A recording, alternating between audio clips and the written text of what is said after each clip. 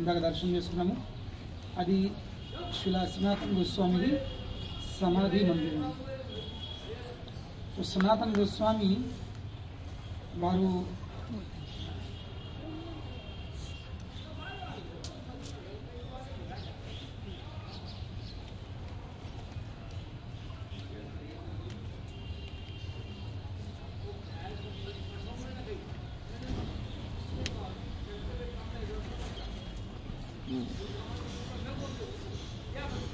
సనాతన గోస్వామి వారు బృందానికి వచ్చిన తర్వాత చైతన్య మహాప్రభు ఇచ్చిన ఆజ్ఞలను పాటిస్తూ వారు ప్రచారం కూడా చేసేవారు. అందులో ఒక భాగంగా ప్రచారం. ఆయన స్పెషాలిటీ ఏంటంటే ఆయన ప్రతిరోజు ఒక్కొక్క ఊరికి వెళ్ళేది. అక్కడ జనాలను భక్తి భావన బోధించి మళ్ళీ ఇంకో గ్రామం అట్లా తిప్పుడే తిరిగేవాడు. ఆ విధంగా సనాతన గోస్వామి మొత్తం బృందానికి గురు యాక్చువల్లీ. ప్రతి ఊరుకు వెళ్ళి ఇలా భక్తే కాదు, ఈ పంటలు ఎట్లా పండుతున్నాయి, పిల్లలు ఎట్టున్నారు, వీళ్ళ పెళ్ళైందా లేదా, వీళ్ళ భౌతిక జీవితం విషయం కూడా అడిగేవాడు అనమాట. అంత పర్సనల్ టచ్ సనాతన గోస్వామి. ద స్పెషాలిటీ ఆఫ్ సనాతన Goswami was having personal touch with everyone. చేస్తూ చివరికి వారు గోవర్ధన్లా, మనం వెళ్ళిన గోవర్ధన్ ప్రవేశించినప్పుడు వెళ్తాం. సో గోవర్ధన్ తన నివాసం అంటే అది ఒక స్పాట్. అక్కడ తన భజన కుటీరాలు, ఇక్కడ భజనం అక్కడ భజనం చేసుకుంటా వేరే చదివి ప్రచారం చేసుకుంటాం. అక్కడ ఉండి చివరికి అక్కడ 5 శివలింగాలు చెప్పాను కదా, 5 శివలింగాల పైకి ఒక శివలింగం ఉంది. ఇక్కడ బృందావనంలో ఉన్నది గోపేశ్వర్, ఈ విషయం మనం మత్తులో భూతేశ్వర్ ఉంది. గోవర్ధన్ ఏమో చక్రేశ్వర్ మహాదేవ్, స్వయంభువ అవన్నీ. చక్రేశ్వర్ మహాదేవ్ మందిరం పక్కననే సనాతన గోస్వామి తన భజనపురు ఏర్పడేసుకుని అక్కడ కూర్చొని భజన చేసేవాడు. అప్పుడు సనాతన గోస్వామి తన గ్రంథాలు రచిస్తుంది. అక్కడ చాలా దోమలు నైట్ ఇప్పుడు సాయంత్రం ప్రజలు మొత్తం దోమలు కుట్టడానికి మనకి రాసుడు ఇబ్బంది అవుతుంది.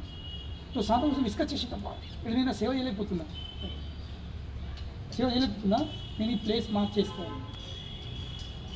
సో సనాతన గోస్వామి ఈ ప్లేస్ వదిలేసి వెళ్ళిపోతున్నావు అని తెలిసేసరికి సాక్షాత్ చక్రేశ్వర్ మహాదేవుడు ఇతర గొప్పమైన వైష్ణవుడు. ఒక్క వైష్ణవునికి ఎవరు సంగతం కావాలి? ఇంకో వైష్ణవుడు. తాగుతుంది ఎవరు సోపతి? ఇంకో తాగుతుంది. మనకి మంచి సోపతి ఎంత మంచిగా అవసరం ఉండదు, ఇంకో తాగుతూ ఎత్తుతాం వాడు.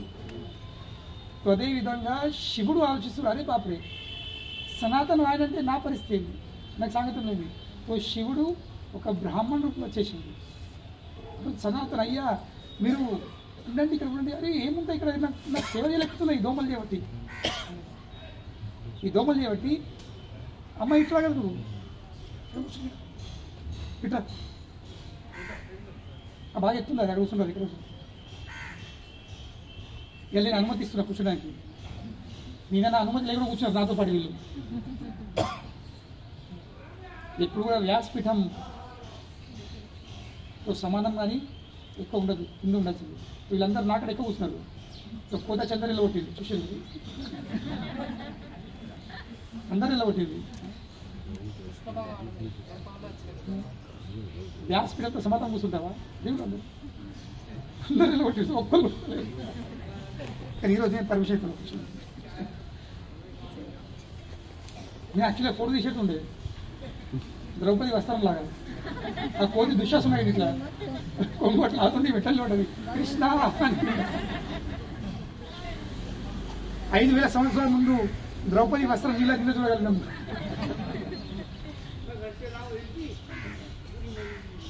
కనుకనే శివుడు బ్రాహ్మణుడు వచ్చాడు, అయ్యా సనాతన్ మీరు పోకండి, ఇక్కడనే ఉండండి. ఇది ఎట్లా ఉంటాయి, నిన్న సేవ చేయలేకపోతున్నాం.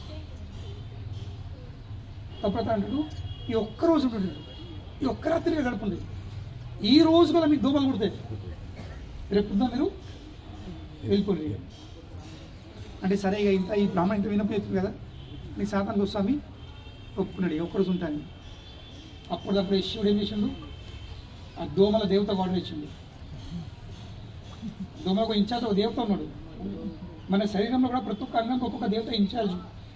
కనుకనే ఆయుర్వేద ప్రకారము మనకి ఈ శరీరంలో ఏ అవయవం పాడైనా కానీ దానికి సంబంధించిన దేవత మనము ప్రార్థించాల్సింది.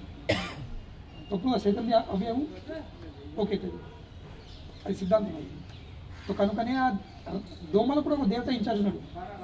అప్పుడు శివుల దేవతకు మెసేజ్ పంపిండే, మీ ప్రజలు ఈ ఏరియాలో తిరగరాదు. అప్పుడు ఆ దేవత విషయం మొత్తం దోమలను చదవు మీకు ఈ ఏరియా మనది కాదు, కల్ చేయాలి.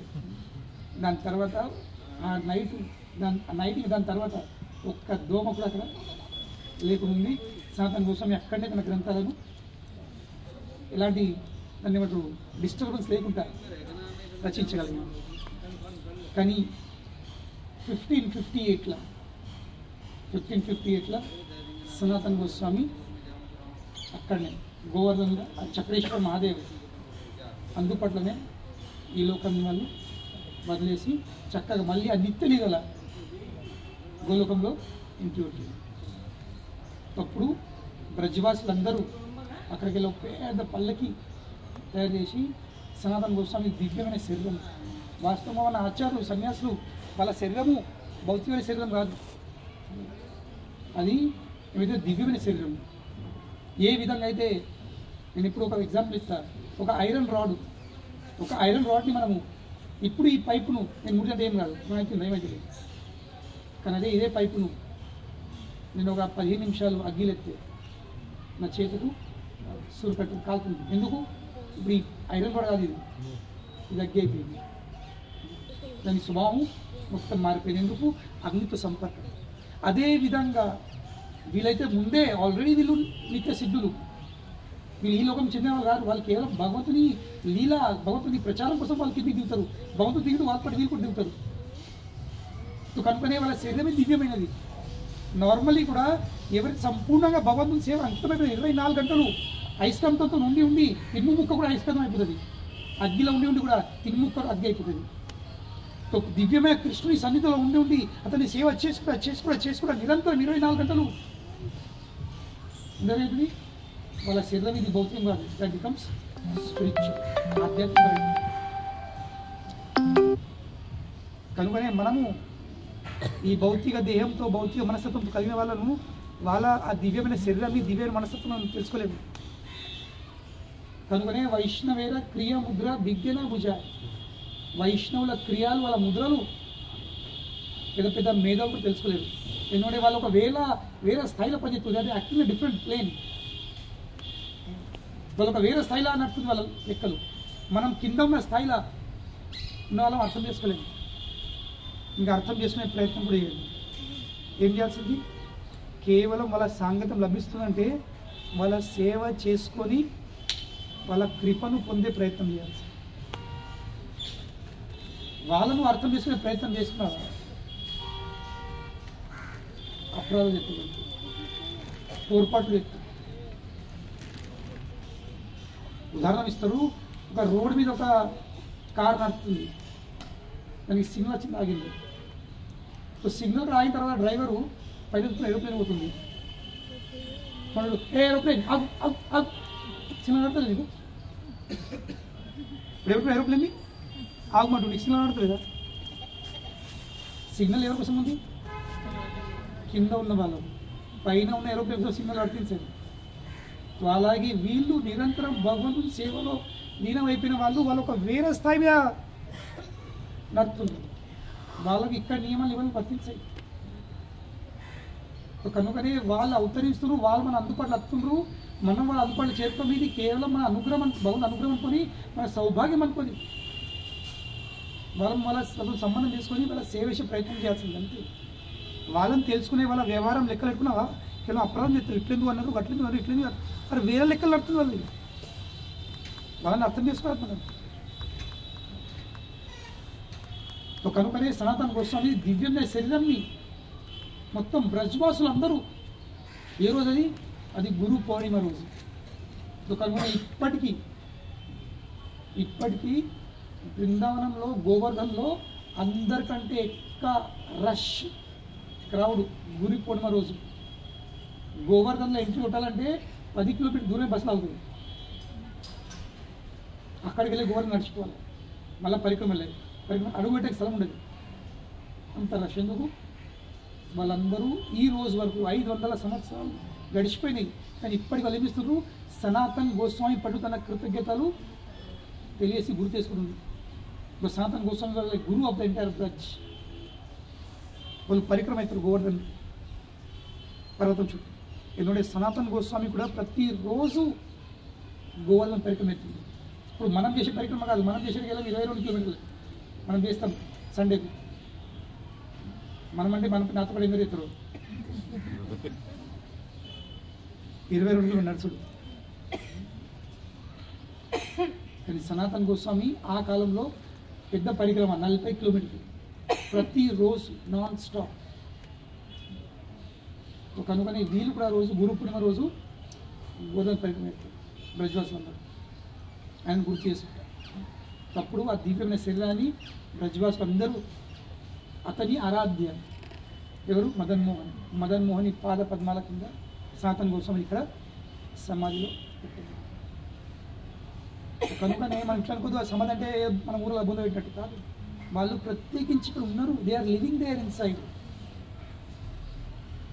మనందరినీ ఎవరైతే లోపల దండం పెట్టుకుని అందరినీ వాళ్ళకి అడిగి మెట్పల్లికి వెళ్ళి, కొరపల్లికి వెళ్ళి, జైచాల్కి వెళ్ళి, కరీంనగర్కి వెళ్ళి, హుజురాబాద్కి వెళ్ళి ఎవరెవరు వచ్చిండ్రో అందరి పేరు రిజిస్టర్ చేసుకుని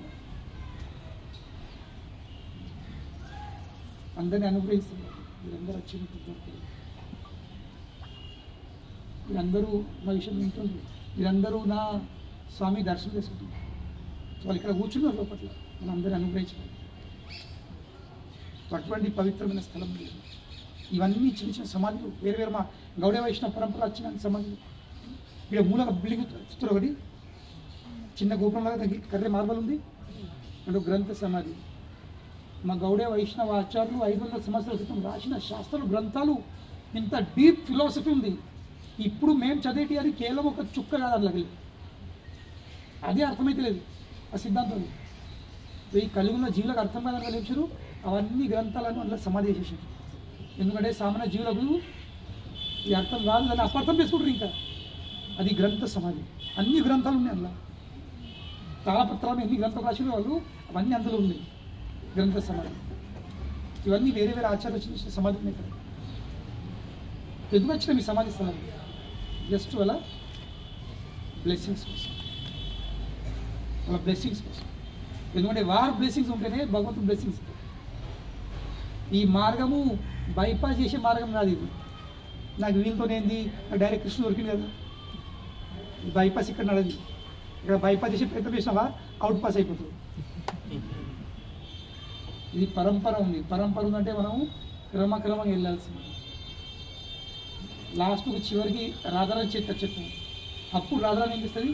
కృష్ణ ఇది వచ్చుడు ఇవాళ వచ్చింది అని కృష్ణుడు నిరంతరం ఆమె చూస్తుంటే లీనమే ఉన్నాడు. ఎవరు వస్తుందో ఎవరు దానికి సంబంధం లేదు, ఇక్కడ ఉన్నాడు ఇంకే ఆమె చూస్తుంది. అంటే నన్ను చూస్తుండే రాళ్ళు కొంచెం అడుగుతుంది, కొంచెం వీలపడుతుంది. ఎప్పుడైతే రాధారాణి రిక్వెస్ట్ చేస్తుందో అప్పుడే కృష్ణుడు మన వైపు చూస్తాడు, మనం అనుగ్రహిస్తాడు. ఇది పరంపర. ఆ పరంపరలో మనం సంబంధం చేసుకోవచ్చు. అప్పుడు ఏంటది? Automatic that mercy flows. పైనుండి కిందికి వస్తుంది, కిందికి వెళ్ళి పైకి వస్తుంది. మన సేవ మన గురుకు అవుతుంది, మన గురు వాళ్ళ గురికి అందిస్తారు, వాళ్ళ గురు వాళ్ళకి అందిస్తాడు. ఇట్లా అందించి చివరికి రాధారాణి చేస్తుంది. రాధారాణి కృష్ణుడు అందిస్తుంది.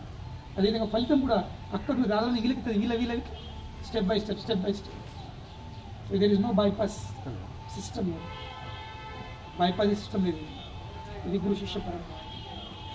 కనుకని సనాతన గోస్వామిని 1558లో ఇక్కడ సమాధి చేయడం జరిగింది.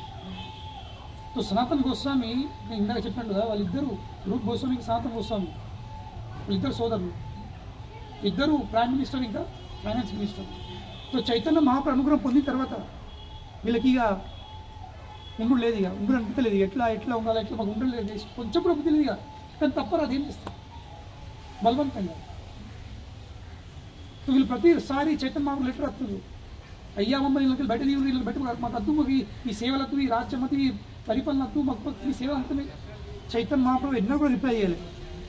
వాళ్ళు వందల లెటర్ రాసిండ్రు, కానీ చైతన్య మహాప్రభు ఒక్క రిప్లై లేదు. చివరికి ఒకటే రిప్లై పంపాడు, ఒకటే లెటర్. ఆ లెటర్లో కూడా కేవలం ఒకటే స్టేట్మెంట్. ఏం స్టేట్మెంటు? ఒకటే వాక్యం. ఏం రాస్తున్నాడు? ఒక్క అమ్మాయిది పెళ్ళయింది, ఒక పెళ్ళైన అమ్మాయి తన చేసుకున్న భర్త తప్ప ఇంకో పురుషుడిని ప్రేమిస్తుంది. పెళ్ళైన అమ్మాయికి ఇంకొక ప్రేమికుడు ఉన్నాడు, కానీ తన భర్తకు, అత్తకు, మామకు, ఆడబిడ్డకు, కుటుంబ సభ్యులకు, మరిదికి ఎవరి మీద ఆమె ఎవరికి కూడా ఆమెపై సందేహం, అనుమానం రావద్దంటే ఈ పిల్లది ఇంకొక సంబంధం ఉందని అనుమానం రావద్దంటే అప్పుడు ఆమె ఏం చేస్తుంది? ఏం చేస్తే కుటుంబ సభ్యులకు అనుమానం రాదు?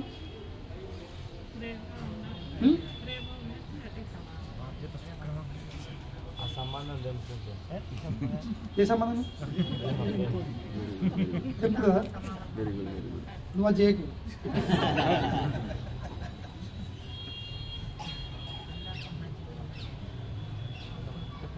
తన కుటుంబ సభ్యులను ఇంత మంచిగా సేవిస్తుంది, ఇంత సేవ అవుతుంది, వీళ్ళకి ఎన్నడూ కూడా ఇట్లా అనుమానం రాదు కి బాబా ఈ పిల్లని, ఆ భర్తకు అనుమానం రాదు ఈమె నన్ను ప్రేమిస్తలేదు ఇంకొని ప్రేమిస్తాను.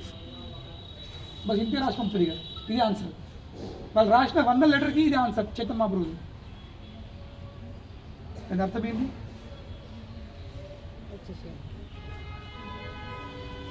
మీరు ఇప్పుడు ఈ నవాబ్ హుసేన్ షా ఆయనకు అంకితంగా ఉన్నారు, నేనేమో మీ కృష్ణుడేమో మీ ప్రేమికుడు.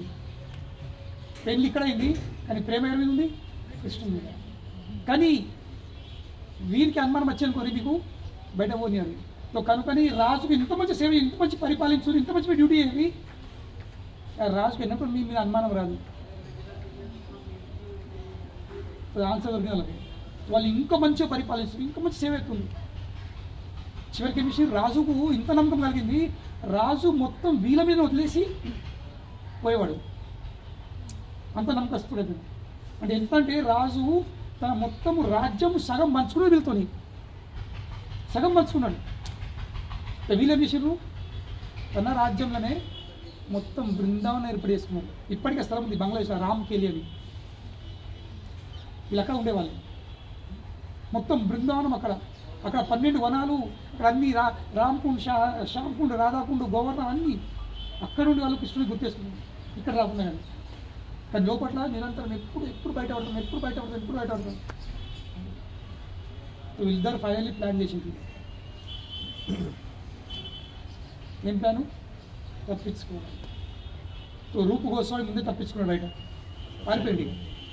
పారిపోయి ఏం చేసిండు? తన సంపాదించిన మొత్తం ఆస్తిని 50% రూప్ గోస్వామి ఎస్టాబ్లిష్ చేసిండు. గృహస్థులు ఏం చేయాల్సింది? తన సంపాదనకి వెళ్ళి 50% వైష్ణవులకు వంచేసేయాల్సింది, దానం చేయాల్సింది. 25% వాళ్ళ కుటుంబ సభ్యులకు ఇచ్చిండు. ఇంకా 25% తన ఎమర్జెన్సీ కోసం పెట్టుకున్నారు. రూప్ గోస్వామి పారిపోయిండు. ఇక బృందావనం వచ్చేసిండు చైతన్య మహాప్రభు. జగన్నాథ్పురిలో బృందావనం. ఇక సనాతనం ఉన్నాడు, రాజు తెచ్చి ఒక్కడున్నాడు కదా. ఇక మెల్లమెల్లగా ఏమి సనాతన గోస్వామి అతను కూడా ఆఫీస్లో కూడా మానేసింది. ఏం వంక పెట్టి, నాకు ఆరోగ్యం మంచి ఉండలేదు, నాకు అనారోగ్యం ఉంది అని వంకలేడు కూడా. ఎప్పటి నుంచి నడుతుంది పరంపర ఏంది? అవదలాడు. కృష్ణ సేవ కోసం అన్నీ నడుతుంది. కృష్ణ సేవ కోసము అన్ని అవదలాడుతూ నడుతుంది.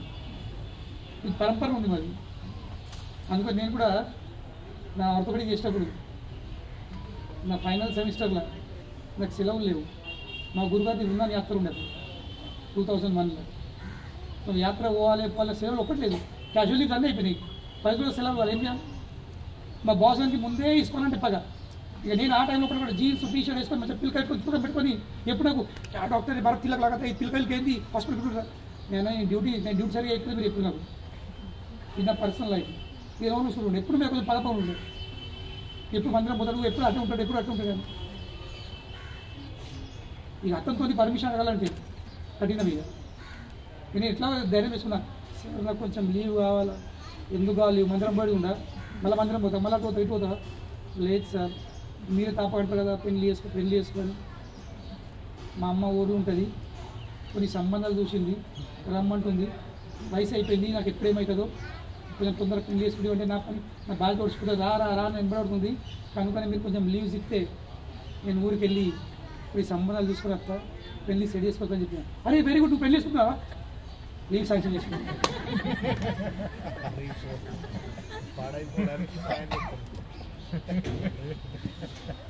నేను హాయిగా ఫస్ట్ క్లాస్ ఇక ఇప్పుడు ఉన్నా నాకు వేసుకున్నా. 10 రోజులకు మళ్ళా रिज्यूम చేసిన. फर्स्ट डे ఓటీలో నాకు అడుగుండు, अरे क्या डॉक्टर नागराज सेट हुआ कि नहीं कुछ? నేను क्या सर एक भी लड़की ढंगी नहीं करना. ఒక్క అమ్మాయి కూడా సరిగా ఒక్క సంబంధం సరిగా లేదు. ఏం పెళ్లి సెట్ అవుతుంది ఒక్కడికి ఉత్త సెలవు టైం వేస్ట్ అవుతుంది. అది अरे अरे वापस ट्राई करेंगे बस.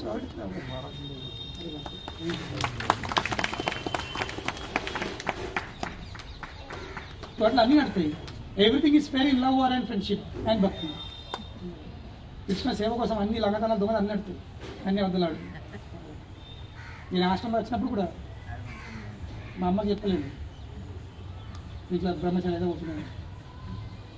మేము ఎవరు చెప్పాము, ఏదన్నా ఇవి ఎట్లన్నా స్టడీ అయిపోయింది, పీజీ అయిపోయింది, ఇక మళ్ళీ ప్రాక్టీస్ చాలా చెప్పి ఇచ్చేస్తా, మొత్తం లైఫ్ చిక్కిపోతాయి. ఇక ఏం చేయకూడదు అయితే ఎప్పుడే నేను ఎప్పుడు చదువుతాను. నాకు కొంచెం 6 నెలలు ట్రైనింగ్ కోసం టైం ఇస్తుందంటే నేను టెంపుల్లో 6 నెలలు ఉంటా, కొంచెం ట్రైనింగ్ తీసుకుంటా.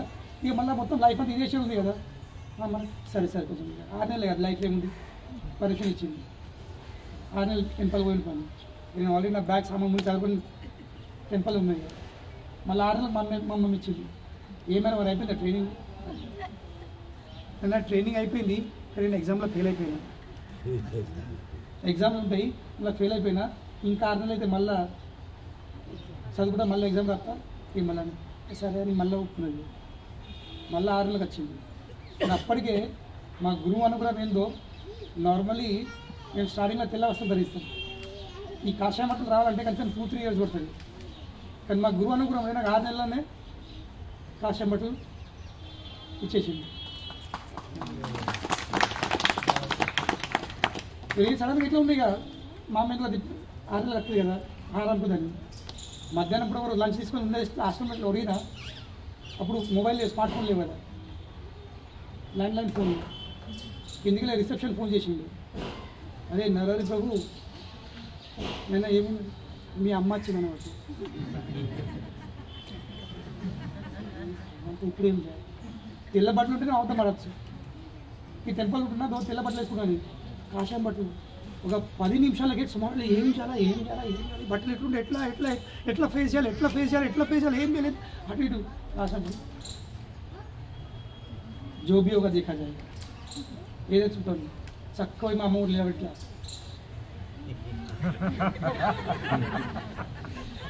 Full shock. ఇక ఆ రోజు కనీసము 5-6 గంటలు ఏడిచిపోయింది ఇక టెంపుల్లో.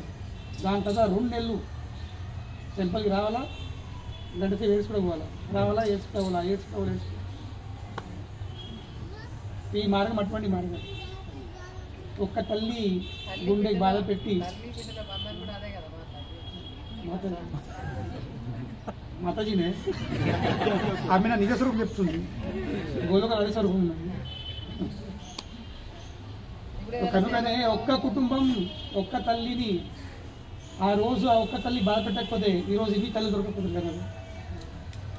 ఒక్క కుటుంబానికి దూరం కాకపోతే ఇన్ని కుటుంబాల దగ్గర రాకపోతుంది కదా. కనుకనే కొన్ని పెద్ద పెద్ద విషయాల కోసం చిన్న చిన్న త్యాగం చేయవచ్చు. కనుకనే అది చెప్పే విషయం ఏంటంటే ఈ మార్గం అటువంటిది. సో సనాతన్ గోస్వామి నా ఊసం చెప్తుండు, నాకు ఆరోగ్యం మంచి లేదు, నేను రాలేకపోతున్నాను, నేను రాను. సరే లేకపోవచ్చు, ఒక్క రోజు, ఒక్క నెల, 2 నెలలు ఇట్లనే అత్తలేడు. లాస్ట్ నా ఊసం ఏం చేసిండు, వాళ్ళ రాజ్యవైద్యులు పంపించిండు. మరి పోయి చూసినప్పుడు మరి ఏం సంగతి, ఏం రోగం ఉందని చూసరికి ఏంది, సనాతన్ గోస్వామి ఇంట్లో మంచిగా పెద్ద పెద్ద పండితులను వయసు అంతా పెట్టుకొని భాగవత చర్చలు నడుతుంది. భాగవత తడుతుంది. విలువ చెప్పి అదే ఏం లోకం మీద మేము లేదు, మంచి గట్టిగా ఉన్నాడు, మొత్తం భాగవత చర్చ నడుతుంది, ఇంట్లో సత్సంగం నడుతుంది. ఇక్కడ చరికి గారు సనాతన్ గోస్వామి ఆ విషయంలో ఏంది సనాతన్, నేను మిమ్మల్ని తమ్ముళ్ళలాగా నమ్ముకొని మీ మీద ఆధారపడినా, నేను ఇంకో రాజ్యాలకు వెళ్తా అవుతున్నా, మీట్లో సెట్ ఉంటుంది ఎట్లా బయటపడుతుంది కదా. సనాతన్ చెప్పిండు, ఇక దీని తర్వాత ఇప్పటి నుండి మీ సేవ చేస్తున్న వల్ల కాదు, చేసిన మస్తు చేసిన ఇక కాదు. అప్పుడే సనాతన ఆ రాజు కత్తీసింది, సేవ ఎత్తవా, నాకు అంకితం అవుతావా, లేక ప్రాణం పోగొట్టుకుంటావా. ప్రాణం పోయినట్టు కానీ ఇక నా వల్ల కాదు. అదే క్షణం నవాబ్ హుసేన్ షా సనాతన్ గోస్వామి జైలు వేసేసింది. చెప్పండి, ఇది భౌతిక ప్రపంచం. ఈ భౌతిక లోకంలో సంబంధాలు, ప్రేమ, బంధాలు ఎదుర్కొంటాయి, మనకు అనుకూలంగా ఉంటుంది. ఎదుటి వ్యక్తి మనకు అనుకూలంగా ఉంటే మనం మాకు సంబంధం వేసుకుంటాము, అయ్యా అవ్వ అక్క తన్న తమ్మని. కొంచెం మన వ్యక్తిని కానీ క్షణంలో కూడా సంబంధాలు పడితే అన్ని శత్రువు అయిపోతుంది. మొత్తం జైలు వేసేసింది ఇక.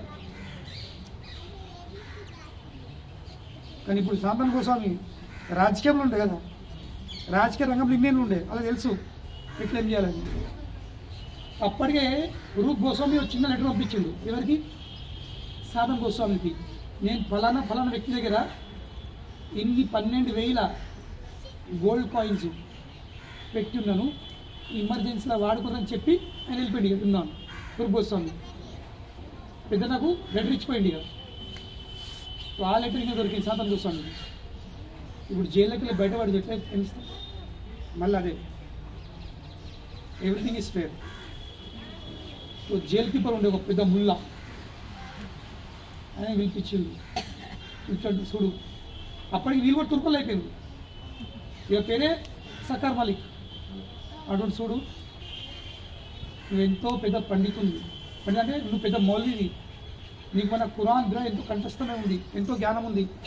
నీకు మాట చెప్పాలి వాస్తవంగా, నాకు మక్కా పోవాలని బాగా కోరిక ఉంది. ఎటువంటి కోరిక ఉంది? మక్కా హజ్ పోవాలని కోరిక ఉంది. కానీ నా పరిస్థితి ఉంది, నువ్వు నాకు సాయం చేస్తావంటే నేను పోగలుగుతాను. ఏ బాబా నాకు ఈ పని చెప్పకు, నేను బయట ఇచ్చినంటే రాజు నన్ను చంపెత్తాడు. 5,000 బంగారు ముద్రలు ఇట్లా అంటే మరి ఇట్లా ఏం చెప్పాలి, తెలిసింది ఇక. రాజు తెలుసు కదా రాజకీయంలో ఎట్లా రానట్టాను. 8,000 ఇస్తా, 10,000 ఇస్తా, 10,000 బ్యాన్ చేసింది ఇక. మరి రాజుకి ఏం చెప్పాలా అన్నట్టు. రాజు నాచుడు ఏం చెప్పాలా? ఏం లేదు, ప్రొద్దున ఆయన నా దొడ్డు తీసుకుపోయినా మార్నింగ్ ప్రోగ్రాం కోసము. సడన్గా నాకు తెలియకుండా గంగలు దుంకిండు. నేను చాలా పట్టి ప్రయత్నం చేసినాము, తప్పెట్టు తెలియని చెప్పంతే. సరే అని చెప్పి మనకి 10,000 బంగారాలు ఇచ్చి సనాతన్ గోస్వామి అవుట్ జైల్లోకి వెళ్ళి. మొత్తం బంగాల్ దేశంలోకి వెళ్ళి మెయిన్ రోడ్ పడితే మళ్ళీ రాసుకుని దొరకదని జంగల్ దారి పట్టుకుంటా అప్పుడు ఆయనతో పాటు ఆయన సేవకుడు ఉండే ఈశాన్ అని. వాళ్ళు ఒక నడి రాత్రి పెద్ద జంగల్, దట్టమైన జంగల్ దాటేది ఉంది, కానీ అప్పటికే రాత్రి అయిపోయింది. రాత్రి కూడా దాటే కష్టం. వాళ్ళు ఒక లాడ్జ్లో ఉన్నాడు.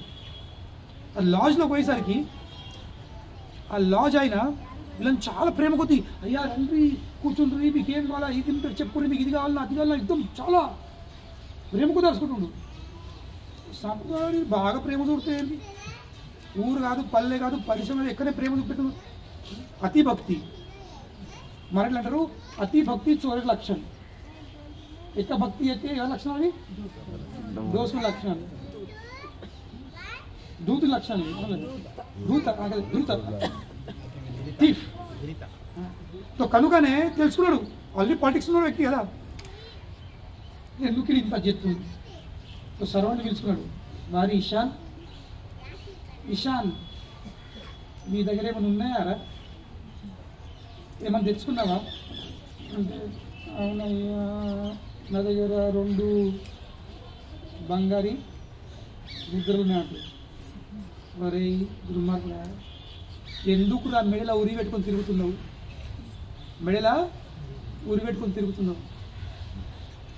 ఇది అవి 2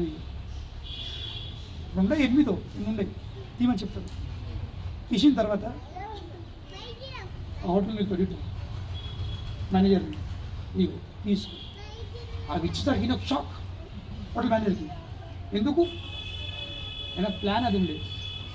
తప్పుడు అయ్యి అద్దు తీసుకో.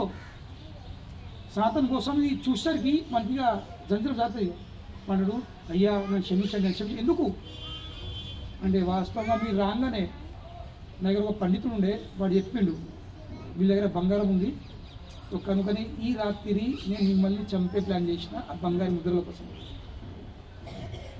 కనుకని మీరు ఇచ్చి వ్యక్తులు కదా, అద్దు మీరు సాధారణ వ్యక్తి కాదు, మీరు తీసుకోండి మాకు అద్దని. అప్పుడు సాంతం అంటాడు మీరు తీసుకోకపోతే దారిలో ఇంకోటి కలుపుతాడు, వీటి కోసం వాడమని చంపుతాడు, కనుక నువ్వే తీసుకో. ఇంకా రేపు పొద్దున మాకు జంగల్ దాటి మరి కాలు పెడతారు. సరే మీరు పైసలు ఇవ్వకుండా అడితే నేను జంగల్ ఆడితే మిమ్మల్ని, మీరు సాధారణ వ్యక్తి కాదు. తర్వాత సంతోషం అంటాడు అరే ఇషాన్ ఇంకేమైనా ఉన్నాయా అయ్యా ఇంకొకటి అది తీసుకో ఇక్కడికి వెళ్ళి వెళ్ళిపోయి నువ్వు ఉంటే నాకే గండం ఉంది నువ్వు వెళ్ళి. అప్పుడు ఆ హోటల్ అయినా మేనేజరు వెళ్ళాలి సనాతన్ గోస్వామికి మొత్తం జంగల్ దాటిస్తాడు. అప్పుడు నడుచుకుంటా సనాతన్ గోస్వామి ఆ అడవి దారి బట్టి అప్పుడు అలహాబాద్ పెట్టింది. అలహాబాద్ ప్రయాగరాజ్ అక్కడికి వచ్చిన మొదలై శ్రీ చైతన్య మహాప్రభుడు కాశీకి మహాప్రభుడు అక్కడ వెళ్తాడు. అక్కడ చైతన్య మహాప్రభు సనాతన్ గోస్వామికి 2 నెలలు కూర్చుండి గంగన దొడ్డు మీద దశాశ్వమేధ ఘాట్ ఉంది అక్కడ కూర్చుండి ఈ భక్తి సిద్ధాంతంగా బోధిస్తాడు. బోధించిన తర్వాత మళ్ళీ బృందావనం అంటాడు. ఈ సనాతన గోస్వామి చెప్పిన తర్వాత ఇక్కడనే ఇన్వాల్వ్ చేయాలి. కానీ దారిలో కూడా చాలా ఉంది. అప్పటికే దారిలో వచ్చేటప్పుడు వీళ్ళ బావ కలుపుతాడు. ఎవరు బావ? సనాతన గోస్వామి వాళ్ళ బావ. ఆయన గుర్రాలు బేరం చేయడానికి ఆయన వచ్చిందన్నమాట. ఆయన చూస్తాడు అప్పటికి ఈయన జంగల్ ఉండే మొత్తం బట్టలు చినిగిపోయినాయి, తిండి టిఫాన్ లేదు. చూస్తాడు ఆయన పేరు శ్రీకాంత్. అరే బాబా ఇక్కడేం చేస్తున్నావు అంటే నేను ఇంటికి వచ్చానంటే ఆయన ఏం చేస్తాడు ఒక పెద్ద బ్లాంకెట్, కొత్తది చాలా కాస్ట్లీ బ్లాంకెట్ వీళ్ళకి ఇస్తాడు.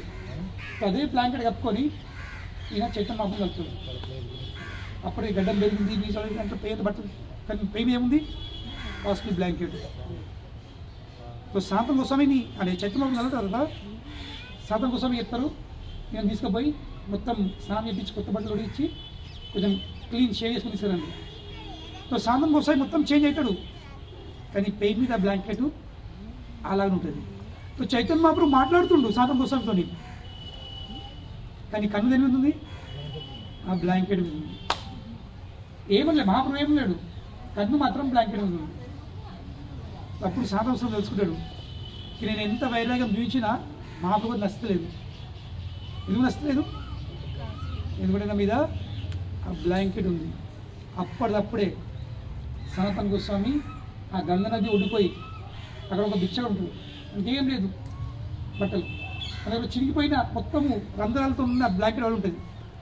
ఈయన పోయి అంటాడు భారీ నాకు నీ చిరిగిన బ్లాంకెట్ ఇస్తావా, దాని బదులు ఈ బ్లాంకెట్ తీసుకో అన్నాడు. అదే ఏం పరిశ్రమ ఇది, ఇదేం పరిశ్రమ, ఇంత కాస్ట్లీ బ్లాంకెట్ మీరు నాకు ఇచ్చి తీసుకో అని బదిలీ చేసుకొని ఆ పాతని బ్లాంకెట్ కప్పుకొని వస్తాడు. అప్పుడు చైతన్య అప్పుడు ఈరోజు ఈ వైరాగ్యము పూర్ణమైంది. ఎందుకంటే ఏమంటుడు నువ్వు ఇంటికి పోయి భిక్ష అడుగుతున్నావు, ఏమడుగుతున్నావు భిక్ష అడుగుతున్నావు కానీ పే మీద కాస్ట్లీ బ్లాంకెట్ పెట్టుకొని. మంది ఏమంటారు వీడు నటిస్తుండు, వైరాగ్యంలో నటిస్తుండు, భిక్ష అడుగుతుండు కానీ మీదనేమో కాస్ట్లీ బ్లాంకెట్ వేసుకో. దీనివల్ల ఏమవుతుంది నీ పేరు పాడైపోతుంది, నీ విలువ అవుతుంది, నీ వైరాగ్యం పాడైపోతుంది అని మా ప్రకారం శిక్షించింది. కనుకనే మనము ఏ రంగంలో ఉన్నామో ఆ రంగంకి అనుకూలంగా మన డ్రెస్ కూడా ఉండాల్సింది. విరక్తిలో ఉండి మంచి బట్టలు వేసుకున్నాడు మంది అయితే నవ్వుల పాలవుతాం. మా ప్రతి నవ్వుల పాలవుతాం. You become an object of ridicule. మంది ఏం చేస్తారు హేళన చేస్తారు. మన 2 నెలలు కూర్చుండి చైతన్య చరితామృతంలో మొత్తము 2 అధ్యాయాలు ఉన్నాయి ఫుల్ సనాతన శిక్ష. ఇంకా అందులో ఆ శిక్షది మొదటి భాగం.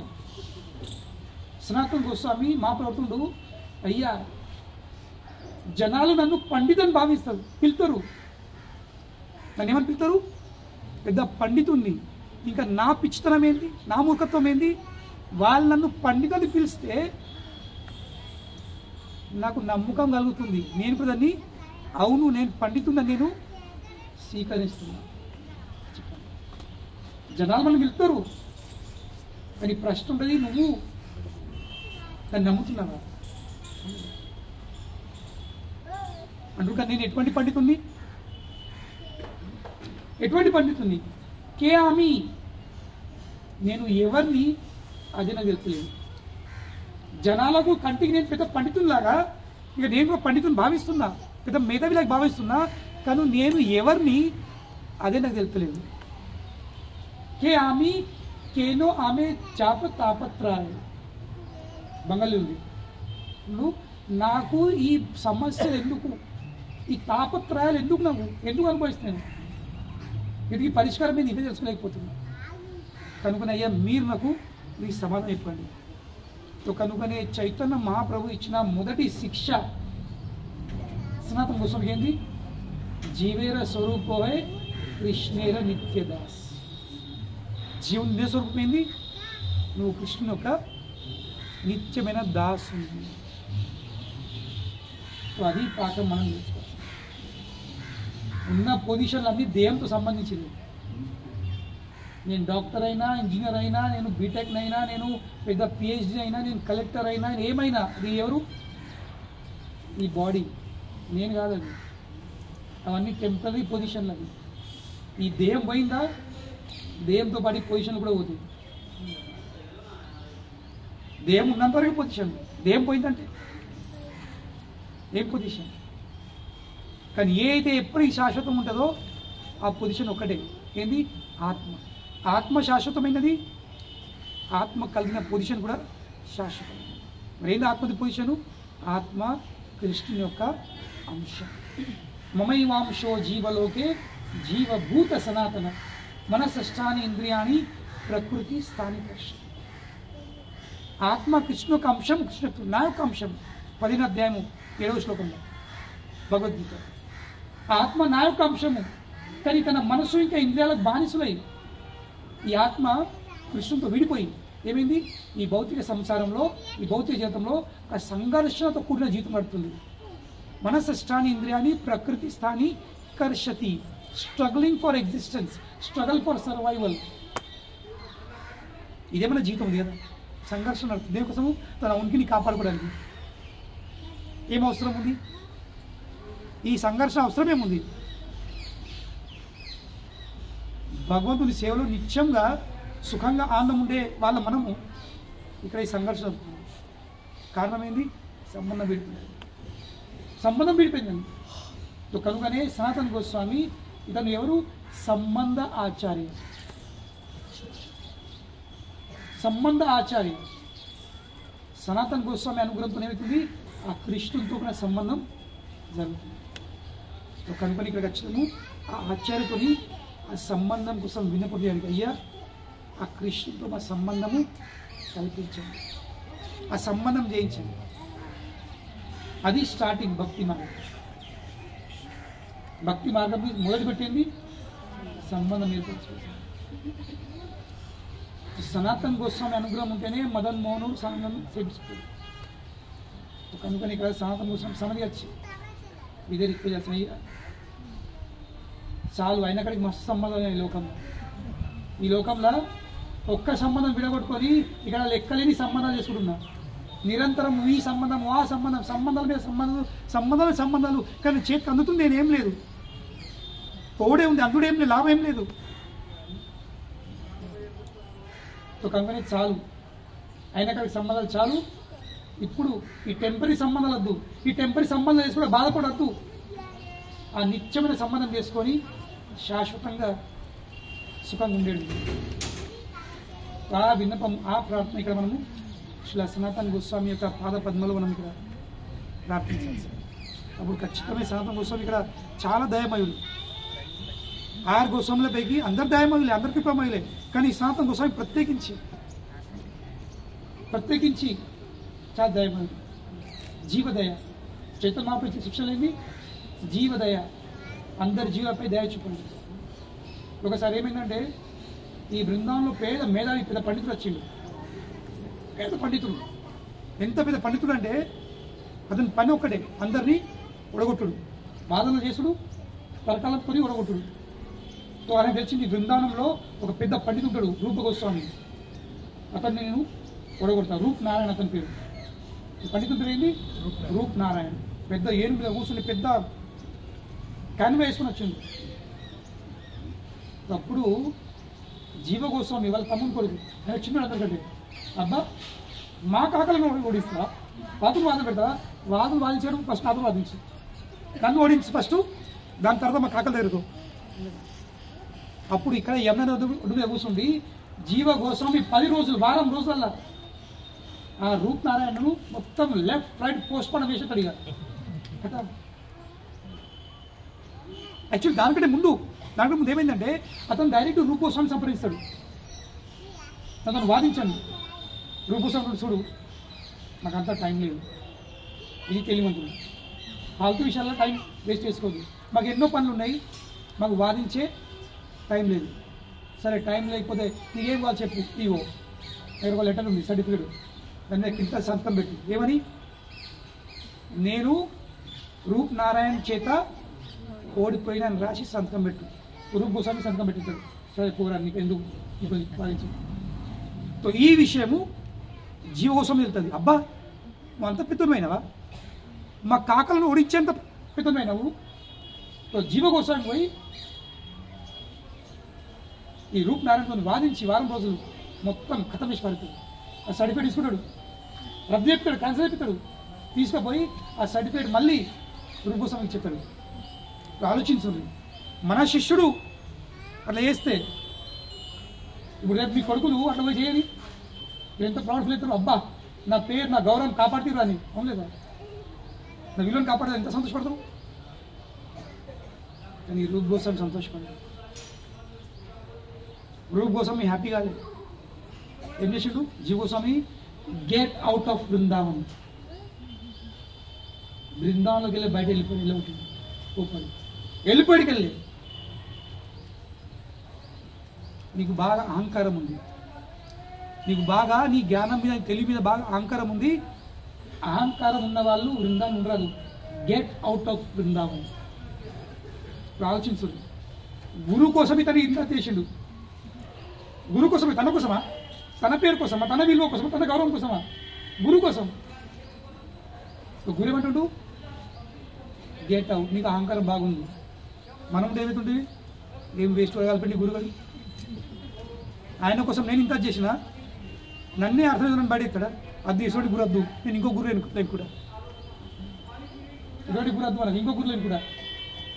అతను కోసం ఇంత కష్టపడి ఇంత వాదిస్తే నన్నే వెళ్ళిపోమంటుండు. ఏం పట్టింది గురువు? కానీ జీవ గోస్వామి చక్కగా తల కింద వేసుకొని, అవును నా అందులో అహంకారం బాగుందని బృందావనంకి బయట వెళ్ళిపోయింది. మథురలా యమున నది ఒడ్డు పైన కూర్చుండి ఏడ్చు, తినుడు తాగుడు అన్నీ మానేసింది. ఎందుకు? మా గురువు పట్టిన అప్రదం చేస్తుంది. ఏడ్చుకుంటా ఒడ్డు మీద కూర్చుంది. సో సనాతన గోస్వామి తిరుగుతున్నాడు, మొత్తం బొక్క అయిపోయింది. ఇక తిండి లేకుండా, టికాన్ లేకుండా. ఎందుకు? గురువు అనుగ్రహం లేకపోతే నేను బతికేం లాభం, ఉండేం లాభం. ఇది వాళ్ళ లెవెల్ ఉంది. గురువుని బాధ పెట్టిన తర్వాత నేను ఉండేందుకు? ఇక్కడ జనాన్ని గురువుని అవమానించుకోవడం, తిట్టుకోవడం కూడా బిందాస్ జరుగుతాడు. బిందాస్ జరిగి ఇంకా గొప్ప అనుకుంటుంది, ఇంకా గర్వంతో జరుగుతాడు. కానీ జీవ గోస్వామి బొక్కలు అయిపోయింది. మాంసం లేవు, తినలేక ఏం లేక ఏడ్చుడు అంతే. సో సనాతన గోస్వామి మథుర వైపు వెళ్తున్నప్పుడు ఇక్కడ బ్రదర్స్ ఇప్పుడు ఇక్కడ ఎవరో గోస్వామి వచ్చింది, పాపము కొన్ని నెలలు తింటలేడు, తాగుతాడు, ఏమి ఇచ్చినట్టు అంటుడు, ఏడ్చి బొక్క అయిపోతున్నాడు. ఎవరు ఈ విషయం, ఈ సంఘటన సనాతన గోస్వామి తెలియదు. సో ఎవరు చూసారు కదా, అరే మనోడు ఉన్నాడు, మన కొడుకే జీవా, ఏమైంది ఇది ఇట్లా జరిగింది. ఏమండి సనాతన గోస్వామి బృందావనం చెప్తాడు, వచ్చిన తర్వాత రూప్ కోసం వెళ్తాడు. రూప చైతన్య మహాప్రభు ఇచ్చిన శిక్షణ లేదు మనకు. చైతన్య మహాప్రభు మనకి ఏం శిక్షణ ఇచ్చిండు? చెప్తుండు, నామరుచి జీవే దయ. ఈ జీవిత అనేసరికి రూపస్వామికి వెళ్తుంది. ఇక అన్న ఈ క్వశ్చన్ అడిగాను అంటే ఏం చెప్తుడు, నువ్వు జీవ పట్లు దయాజూబు. జీవ అంటే ఎవరు? జీవ గోస్వామి. అప్పుడిగా రూప్ గోస్వామి పోయి మళ్ళా తీసుకొచ్చి రూప్ గోస్వామి తననే స్వయంగా కూర్చునబెట్టి తినబెట్టి మంచిగా మళ్ళీ జీవస్వామికి మంచి ఆరోగ్యం కల్పించి మళ్ళీ హెల్దీ చేస్తాను. ఎట్లా ఇది సనాతన గోస్వామి. ఇది సనాతన గోస్వామి. అనంతరం లీలలు ఇంకా చాలా ఉన్నాయి. కానీ ఇండియా వెళ్తుంది. మనం మెల్లమెల్ల వెళ్ళుకుంటా ఇంకొన్ని స్థలాలను చూసుకుంటా మనం చక్కగా యమునది వెళ్ళి స్నానం చేసుకొని మళ్ళీ ఉంటుంది. మన సెకండ్ సెషన్ మళ్ళీ సాయంత్రం ఇంకొన్ని మందిరాలు ఉన్నాయి. మందిరాలు దర్శనం చేసుకొని మీకు మార్కెట్ తీసుకెళ్తా. మన బాంకీ బిహారీ మందిరం ఉంది. ఇంకా టైంలో ఉంటే మీకు నిధి వన్ వాస్తవం నేను నిధి వల్ల ఎన్నో పోను. కానీ మీరు అందరు యూట్యూబ్లో చూసుకుంటా బాగా నిధి వన్ చూడాలా. అక్కడ రాధాకృష్ణుడు రాత్రి అత్తరట, అక్కడ ఇదవుతుందట అదవుతుందట. మీరు అందరు చూసుకుంటా బాగా చూడాలి. ఉందలే మీకు అందరు కోరిక? అందరికి ఉంది కదా, ఉందా లేదా? చేయలేబట్టి ఉంది. నేను ఎప్పుడో ఒక విషయం చెప్తా, దాని తర్వాత మీ కోరిక ఎంత ఉంటుందో నేను చూస్తా.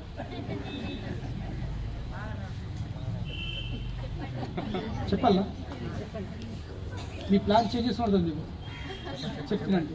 చెప్పండి. ఇప్పుడు మీరందరూ గ్రహిస్తున్నారు కదా, మీరందరూ గ్రహిస్తున్నారు.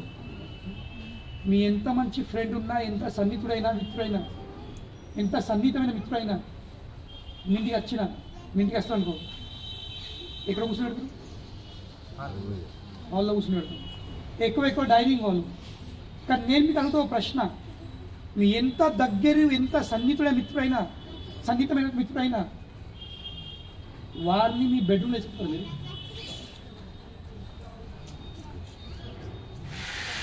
నేను గృహస్థులం కాదు, నాకు ఎక్స్పీరియన్స్ లేదు.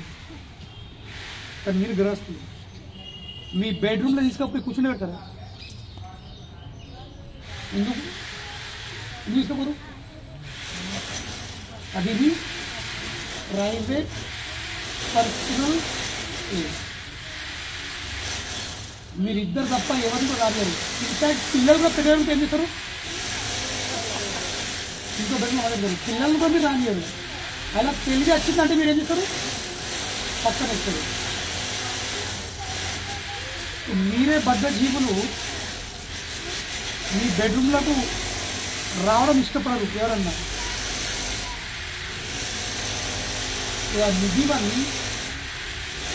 నిధివన్ రాధాకృష్ణది పర్సనల్ ప్రైవేట్ స్థలము. అందులో పోయి చూసుడు పోవుడు ఎంతవరకు మర్యాద? ఇంకా రెండోది, అక్కడ పోయి చూసేది ఏముంది అంటే మీకు నమ్మకం లేదా? కృష్ణుని రాధా నమ్మకం లేదా? అవన్నీ పోయి చూస్తే నమ్మకం కలుగుతుందా? వాళ్ళు చూపుతారు అక్కడ చూడుండ్రీగో ఈ బెడ్ చికెన్ అయింది, లడ్డు అయిపోయింది, పూలు అయిపోతాయి. ఇష్టపడతారా మీ బెడ్ చూడండి? చూపెడతారా మీ బెడ్లు? రారా నా బెడ్రూమ్ చూడరా, రాత్రి ఏం చేస్తాను, నా మెత్తలు నా పరుపులు చూడని చెప్తారా?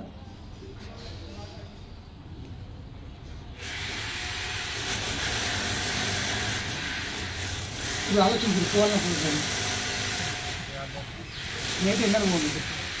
ఎందుకంటే నాకు ఫుల్ నమ్మకం ఉంది రాధాకృష్ణ మీద. ఇంకా వాళ్ళ బెడ్రూమ్లో ఏదైనా అర్హత లేదు. ఇంకా నాకు అటువంటి అర్హత కాదు. నేను బయట ఉండి వాకిల్లో ఉండి కుక్కలాగా ఉండి మొరుగుదా అంతే. నేను వాళ్ళ వాకిల్లో ఉన్న కుక్కనున్నా. వాళ్ళు పాడేసిన ఎంగిల్ ముక్కలు తింటుదా ఉండే నా సంతోషం. వాళ్ళ బెడ్రూమ్లో వచ్చి స్వచ్ఛం నాకు ఇష్టం. సాయంత్రం కూడా మా గుడ్డు ప్రభు ఇంకేం ఇష్టం ఉంటుందో మిమ్మల్ని వేసుకుంటాడు, చూసి రండి. మళ్ళీ సాయంత్రం మార్కెట్ కోసం షాపింగ్ కూడా సాయంత్రం షాపింగ్ చేసుకోండి. మళ్ళీ 9 వరకు బాంకీ బిహారీ దర్శనం ఉంటుంది. బాంకీ బిహారీ మందిరము బృందావన్కి తిరుపతి బాలాజీ లాగా. అందరు తిరుపతి ఎందుకు పోతారు? కేవలం భౌతిక లాభాల కోసం. ఈ కోరికల పూర్తి కానీ, ఆ కోరికల పూర్తి కానీ, ఇవి కానీ అవి కానీ. బృందానికి అందరు దానికోసం వస్తారు, ఢిల్లీకి వెళ్ళారు భౌతిక లాభాల కోసం. నేనైతే ఇన్ని నెలలు 25 నెలలు ఒకటిసారి పోయినా. ఆ రష్ నాకు, ఆ కోరికలు లేవు, ఆ రష్ నాకు కాదు. సాయంత్రం మీకు నేను దారి చూపెడతా, పోయి దర్శనం చేసుకొని రండి. హరే కృష్ణ. శ్రీల ప్రభుపాదికి శ్రీల సనాతన గోస్వామి పాదికి నితాయి గౌర్ ప్రేమానందే. మనం ఎట్లయితే వచ్చినామో అట్లనే